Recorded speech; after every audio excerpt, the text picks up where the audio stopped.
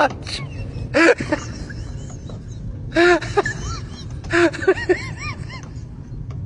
Itu bisa.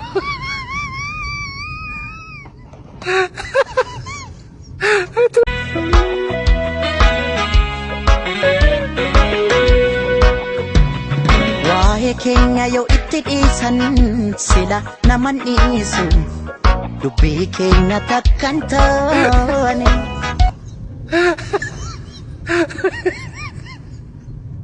Itu bisa.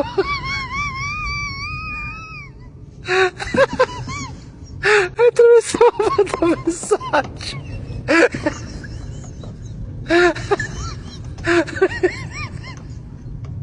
Itu bisa.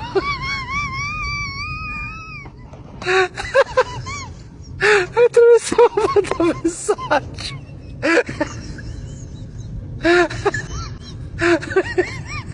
Itu bisa.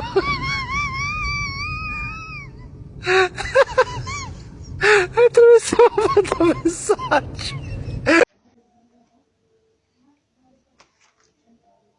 Hello, lammii bilisummaa fedhasaati. Yeroo darbee baankii keenya appilaayi gootee waan tureef amma intarviiyuu akka gootuu fi si barbaadnee turre. Kanaaf akka dhuftuuf. Waaw, baay'ee namatti tola akkas taanaan.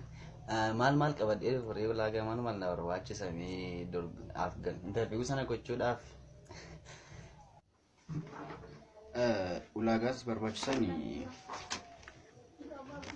pirootokoolii kee gachuu qabda. Asirrattis immoo waraqaa eenyummaa fiddee dhufuu qabda. Kan si barbaachisan warreen kanadha. Garuu immoo akka baankii keenyatti hirqa jedhamtuuf akka milkooti yoo barbaadde hidhaa torba fiddee dhufuu qabda. Yookaan immoo 70 jechuudha.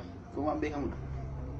Akkasii sinis akkas taanaani wabii 70 baasu qopheeffadha. Akkasumas immoo yakkamaa ta'uu keessan kan bira isinii baasu ashaaraa tuquran basaatti deemaa ta'e ka'aati. Nan fidan rakkoo hin qabu akkumi. Maal koostiin jedhanii badhaanii baran maal koostiin jedhe. Otoo 70 qabaadhe ani hunda kee waggaa 7 kana sin qacaruun jedhe isheetti. Maal jetti jedhan.